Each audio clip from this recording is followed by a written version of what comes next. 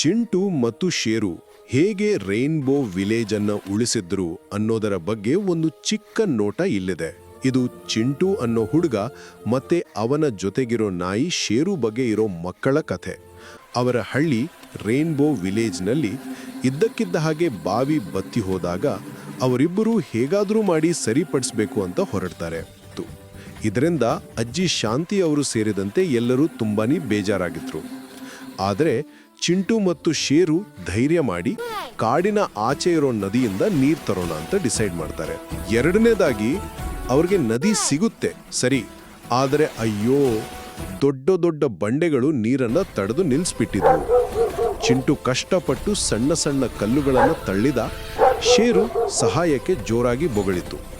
ಆಗ ನೋಡಿ, ಮೊಲಗಳು, ಕೋತಿಗಳು, ಹಕ್ಕಿಗಳೆಲ್ಲ ಬಂದು ಸೇರಿದ್ವು.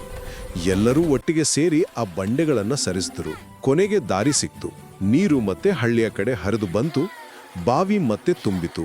ಊರಿನ ಜನರಿಗೆಲ್ಲ ಎಷ್ಟು ಸಂತೋಷ ಅಂದ್ರೆ ಅವರು ಚಿಂಟು ಮತ್ತು ಶೇರುಗೆ ಶಬಾಷ್ ಅಂದ್ರು.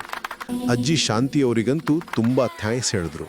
ನೋಡಿ, ಒಗ್ಗಟ್ಟು ಮತ್ತು ಒಳ್ಳೆ ಮನಸ್ಸಿದ್ರೆ ಚಿಕ್ಕವರು ಕೂಡ ದೊಡ್ಡ ಕೆಲಸ ಮಾಡ್ಬೋದು ಅಂತ ಈ ಕಥೆ ಹೇಳುತ್ತೆ. ಒಟ್ಟಿನಲ್ಲಿ ಹೇಳೋದಾದ್ರೆ ಈ ಕಥೆ ನಮಗೆ ಟೀಮ್ ವರ್ಕ್, ಧೈರ್ಯ ಮತ್ತೆ ಇನ್ನೊಬ್ಬರಿಗೆ ಹೆಲ್ಪ್ ಮಾಡೋದು ಎಷ್ಟು ಮುಖ್ಯ ಅಂತ ತೋರಿಸ್ಕೊಡುತ್ತೆ.